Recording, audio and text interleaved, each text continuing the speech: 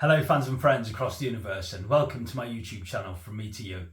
My name's Keir Smith, and for today's video I simply wanted to express my admiration and love for what is a very special album to me. As you can see, it is the 1980 release by Paul McCartney, McCartney II. This last week I really enjoyed watching Beatley Tone's deep dive review of the McCartney II album, and then a few days later I equally enjoyed watching Andy's Rebuttal. He had Beatley Tone on the Two Legs channel and they traded marks on each of the songs from the McCartney II album. And I guess this video picks up where those two videos left off, because McCartney II is an album that I love dearly. Quite simply, it puts a smile on my face and puts me in a good mood, and every time I listen to it, I thoroughly enjoy it.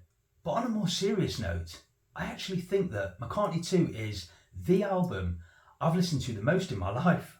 I remember joining a thread a couple of years back now, and the idea of the video was to list the 10 albums that you think you've listened to the most in your life. And naturally I gave it some thought and consideration, but it didn't take me too long to realise that I know exactly what I listen to the most.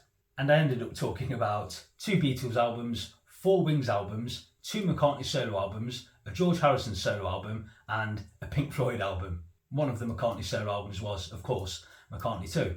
And I think I mentioned in that video that it was a toss-up really between the Beatles' White Album and McCartney II for the album that I've listened to the most. But to this day, I still pull McCartney II out for a listen at least 6 to 8 times a year. I simply never get tired of it.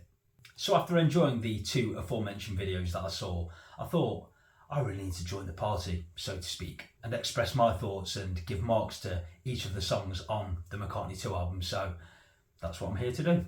So with all that said, I'll get straight to it and mark each of the 11 songs on the McCartney II album out of 10 and give it a quite likely glowing overall score.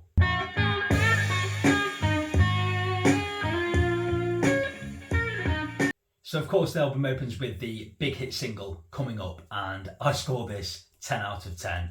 No question about it, it is one of my top 10 favourite Paul McCartney solo songs. I love this song so much. The synthesised soundscape sounds so goofy and quirky, and you hear all of these little interesting sounds and noises creeping up through the mix. And Paul was playing around with that various speed tape machine that sped up his vocals. I love the chorus, it's so positive and catchy and everything I love about Paul McCartney. I think I first heard this song when I was 15 years old, and I'm 44 now, so it's been a constant joy for nearly 30 years. My brother Liam had the All the Best compilation on CD, and I used to go into his room and nick it and give it a good listen, and this song always stood out to me. But sitting here and talking about the song now, I'm already excited to hear it again. I've not listened to the McCartney II album for... it's only been around about 4 or 5 weeks, but I'm looking forward to it again. On to Temporary Secretary and that maddening synthesizer loop that goes round and round. I didn't like it when I first heard it, but I love it now, and I really love that heavy drum sound and those stop-start acoustic guitars. They sound so good. I have a strong memory of getting the McCartney II album on tape cassette when I was 16 years old, and I remember to this day paying £3.50 for it. And I can still remember hearing Temporary Secretary for the first time because I was biking from my mum and dad's house over to my girlfriend's house. I think it was a Saturday evening, and it was only about a mile bike ride, so I don't know, it took me 7 or 8, maybe 9 minutes. And so I got through Coming Up, and by the time it got to Temporary Secretary, I thought, crikey, what on earth is this? Why on earth is Paul McCartney doing something like this? But as is the case with a lot of Paul McCartney's post-Beatles output, you do learn to love it, or certainly I've learned to love it. I couldn't be without Temporary Secretary now, and I've even got my brother Liam hooked on it too. And I love the nasally and slightly robotic vocal here. She can be a belly dancer. I don't need a true romancer. She can be a neurosurgeon if she's doing nothing urgent. I need her. I need her. I shall be scoring Temporary Secretary a very strong 9 out of 10. On the Way is next, and from the very first listen, I love this song. I thought, this is great. A slow, smoky styled blues song. Loads of echo, some striking and superb guitar solos, all 3 of them. A great vocal, super cool groove. I absolutely love it. I'm going to score it 9 out of 10.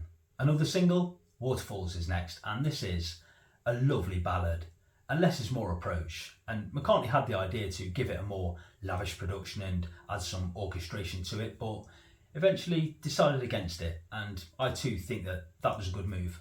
It has a very sombre feel to it. It isn't like a typical McCartney ballad, and big fans of the song, I think, like it for that reason, as I do.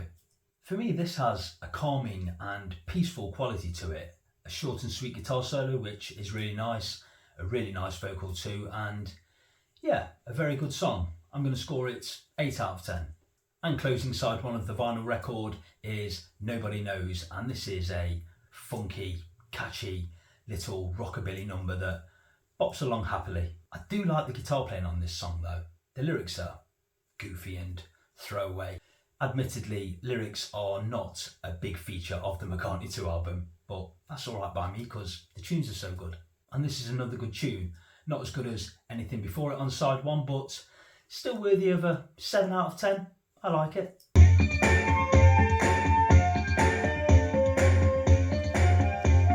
So turning the record over, side 2, track 1, we get a purely instrumental track called Front Parlour. Now, I love this. Yes, I do. Yes, it does sound like a Nintendo game, but it is supremely catchy. But it's a really tuneful melody that goes round and round, and I find it hard to resist. I especially like the part that descends before it goes back round again. That's particularly neat. I always imagine that Paul gets these tunes together, maybe plays it to a few people, maybe gets some good feedback from it, and maybe they see it like I do and say, that's a really good tune, I really like that, and he thinks, great, I'll stick it on there. Every time I play the album, I look forward to hearing it, and I'm looking forward to hearing it again tomorrow. Lots of fun, great tune, 8.5 out of 10. On to Summer's Day song. What a beautiful piece of music. Be still my beating heart. This is sublime. This is gorgeous. I love that mellotron on the intro. It's slow and it has this meditative feel for me. The subtle instrumentation and the various synthesized touches that Paul places around the song are all so delicate and lovely. And to think it was inspired by a classical piece of music that Paul had heard, and Paul being Paul thought, yeah, I'll try my hand at that, and creates something entirely of his own. Now, I said that lyrics weren't a big feature on this album, but someone sleeping through a bad dream, tomorrow it will be over, for the world will soon be waking to a summer's day. Oh, the more I hear this song, the more I fall in love with it. This song has my heart completely. I'm going to score it 9.5 out of 10 because to me, this is practically perfect. Frozen Jap is next, and another instrumental, but equally, if not slightly better than Front Parlour. I'd maybe mark this one just above. Those drums are loud and absolutely fantastic, and I love that bit in the middle of the song where the instrumentation is stripped away and you've just got the drums. The synthesizers are really well used again and create another strong melody, and this one has a bit more energy behind it and is, again, supremely catchy. Like Front Parlour, I'm going to score this one 8.5 out of 10. There's not much between these two for me, but I think maybe I just prefer this one that little bit more. Up next is Bogey Music. Everybody bogey. Inspired by the children's book Fungus the Bogeyman, Paul's clearly goofing around here, having a little bit of a play and enjoying himself and making up a lovely little children's song. And I'll forgive Paul for doing that because, you know, he's a father, he's got kids, he's a big kid himself, let's be honest. You know as well as I do, he loves it, he lives for this stuff, grabs a little bit of inspiration, goofs around with it and makes up a tune. And funnily enough, he puts an arrangement to the song that takes him back to when he was a kid and gives it that rock and roll flavour. But I do really like the bass line on this song and the guitars as well. It's got that kind of skiffly rock and roll beat to it and it's a good tune. I wouldn't necessarily be without this song, and it certainly has a place on this album, but I could easily replace it with an edited version of Secret Friend, or maybe even something like Blue Sway, which of course were recorded around the same time. But as the lyric goes, without bogey music, life is incomplete. You know it, suckers. See, that's one of the joys of McCartney II for me. It kind of brings out that silly side in me, and I really like that. But seriously, this song is no more than 6.5 out of 10. Up next is Dark Room, and this is, for me, another highlight of the album. A super cool, hypnotic groove. Love that creepy synthesizer sound that opens the song, and then of course it settles into that drum and bass style groove. Come along with me to my dark room. All right, I will, he said nervously. The vocal stylings of this song are really good. I really like how he's playing around with them here, especially those sped up, high-pitched vocals. In particular, I really like the way the vocals cross over towards the end of the song, but above all, this is simply another really catchy and super cool tune. Dark Room is absolutely fantastic. 9 out of 10. And after all of that, we get the final song on the album, the beautiful, gentle One of These Days. This is a lovely acoustic ballad, and to me it sounds like it could be a hymn or maybe simply a warm prayer. And I do really like the lyrics to this song, and I often find that I'm singing it to myself. One of these days when my feet are on the ground, I'm going to look around and see what's right, see what's there, and breathe fresh air ever after. I love the finger picked part in the middle eight, very melodic, and this is a thing of beauty and a great way to end the album. And I think One of These Days is deserving of an 8.5.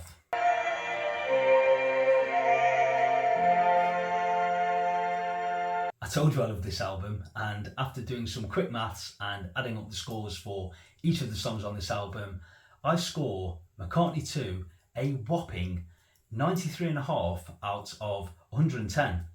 How about that? Only one 10 out of 10 song here though, with Coming Up, but further glories in the shape of Dark Room, Temporary Secretary, Summer's Day Song, and On the Way in particular. Fantastic songs. And when I was gathering my thoughts together for this video, I thought I need to sign off by saying something that I feel sums up the McCartney II album. So here's what I came up with. McCartney II is a set of songs joyfully expressed through the playful and curious need to experiment. And I think it's absolutely brilliant, warts and all. So over to you. Am I completely bonkers, or do you secretly love McCartney II as much as I do? If you do, you can be my secret friend. Come along with me to my dark room. Please do leave any thoughts and comments down below, and I'll get back to you as soon as possible. And as always, thank you so much for stopping by and watching this video. I hope you enjoyed it. I certainly had the most fun making this video, and I'll see you for my next video sometime soon. Until then, bye for now.